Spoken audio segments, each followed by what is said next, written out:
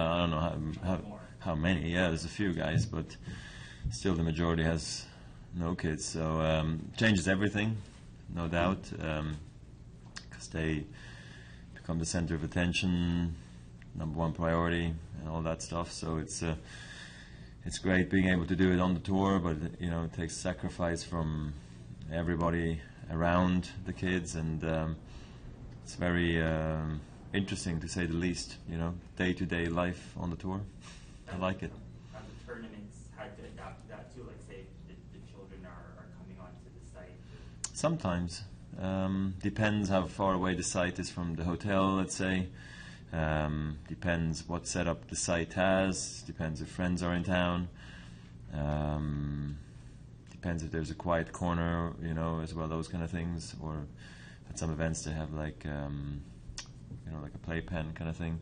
So it really depends on all these things. Yeah. Doc? Roger, can you give us an update on the racket, how it's feeling, how you feel it's playing? It's good. I'm very happy. I'm not really thinking of it, so that's a major step in the right direction. That's the best you can ask for when you change rackets, and then you hope that success follows. That's happened too. So for me, that's why it's basically in the past. I had a meeting with Wilson this week, and we're looking to see if there's any small changes coming up, or if that's how I'm going to keep it right now.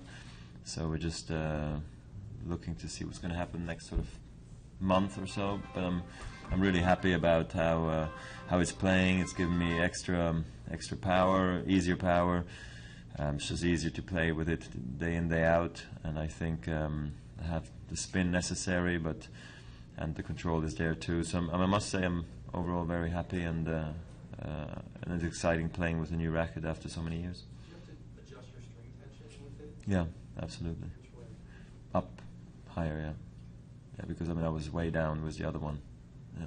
What exactly? 22 kilos before. Now I'm up to like 25, 26. Yeah. Roger, tennis these days obviously is such a power game, but there's also a lot of grace in the game. It's almost an art form, you could say. You have your beautiful one-handed backhand, your forehand that's a lot of flow, you move with grace. Could you just talk about the grace in the game, the beauty of the game, and sort of what is for you is key? Is it balance? Is it legs, reflexes, anticipation?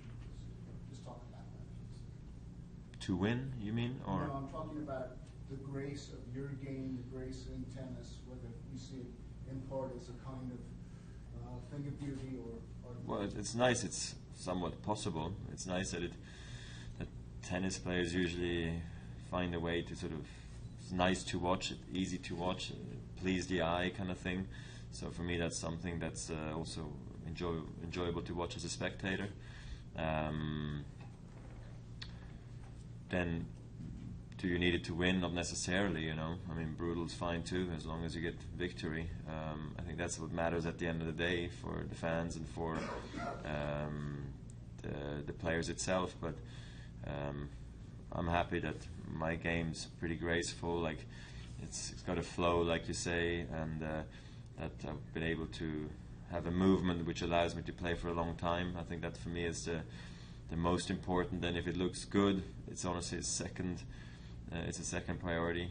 As long as it's a movement that I can live with for a long time on tour, and that's something I guess in some ways I perfected, and I'm happy it's been the right choice and the right direction I went into over 10, 15 years ago. And do you have a kind of pride in your one-handed backhand that you have such variety in it? Well, I just really try to do what I can. Sure, I try to hit hard and with topspin and with slice, but usually it's because I have to. It's not like by choice all the time, because I get put under a lot of pressure on my backhand side throughout my career. So clearly I have better days and worse days, but at the moment my backhand seems like it's going pretty good, even though today, I must say, it's pretty quick conditions out there. The ball flies on you, and it's hard to see with a glare in the back of the court, where the guy's going to serve it on the first serve, and also when he plays with a lot of topspin, the ball bounces a lot, so it's a bit more difficult to control the ball right now. Over here. You had some fun out there with the PA guy on the court after the match. Did you lose a lot of weight when you're out there in the desert shelter? Yeah, I was gonna lots. ask you, is this court a little too slow for you? Would you No. prefer? No, I mean, I think the ball goes through the air quick. Only thing is, if you play a grinder from the baseline, he can really, sort of destroy the ball, and then the ball becomes slow in the process too. It really fuzzes up. But I think if you play the right way, you can play aggressive tennis, and it allows to use your kick serve well, and the slice stays low if you hit a good slice. Problem is, if you're in defense and you can't get the cut on the ball, then it really sits up, and then it's hard to dig yourself out of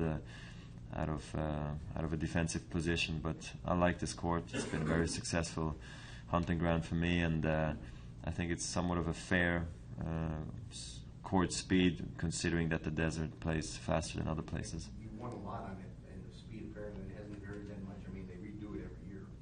Yeah. But over the years, you don't think the speed has varied that much? No, I think it's been like this for years now here, even though this is probably the slowest possible hard court you can find. Yeah, but just with the air, it plays a bit faster. Great, please. Roger, back to the earlier question about traveling with kids. How much tougher do you think it's going to be with another one to travel around with? We'll find out. Yeah, I mean, I think after having twins, we're somewhat prepared, I'd say. I think we know what it's all about now, what we need to take on tour, how we need to set up the rooms, how the sleepless nights are going to be, those kind of things. It's not like a first time in our life. So I think from that standpoint, we're much more relaxed about the next baby. So for us, it's very exciting times right now, and like I said, we'll really see how it's gonna go.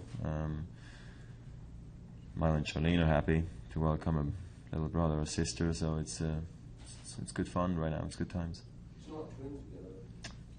If it was, I wouldn't tell you anyway. So it's all secret.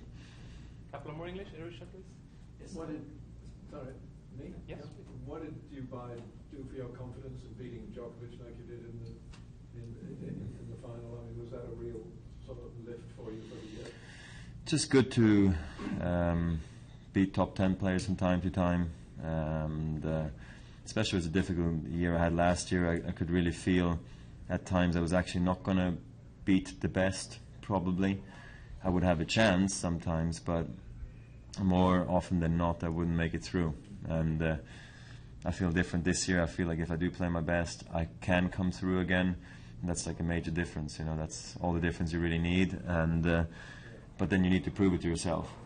It's one thing feeling it, but it's another thing really getting it done. And that's why the victories against Joe and Murray and also now Djokovic and Berdych were big wins for me to start off the year. And now I feel like I'm in a good place. I'm sort of zen on the court. I know what my solid level is, and that's even if I won 6-6 today. I just feel like I was calm and served for the set. Okay, got broken, but still managed to stay calm. Down a set in the second, stayed calm and came back. So those are the moments where you feel there is confidence around somewhere.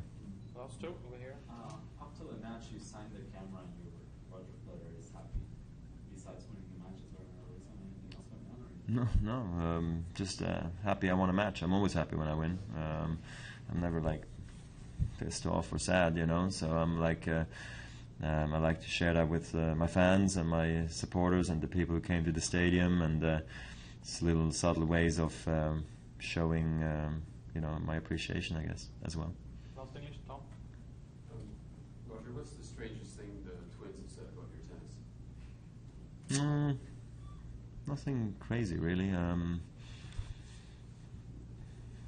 know. They think it's normal their father is a tennis player. In the Well, I don't know if they know that I'm not just a tennis player. Maybe they think I do something else, but I'm just thinking I'm like a fireman or something. I don't know, but no. I mean, it's all relaxed, And I think they enjoy coming to the tennis. They enjoy playing tennis themselves by now, a little bit, so they can relate in some little way. And they understand that I'm always walking in and out of the house, going to practice, going to matches, and coming back again. So that's most important, is that they know I do always return, because I have to always say goodbye a lot during the day, sometimes 3 times a day. So it's not always so easy, certain ages, but by now they're pretty cool about it. Do they play with your equipment, like the rackets and the balls? And Yeah, they got the Roger Federer racket, but who cares? I mean, yeah.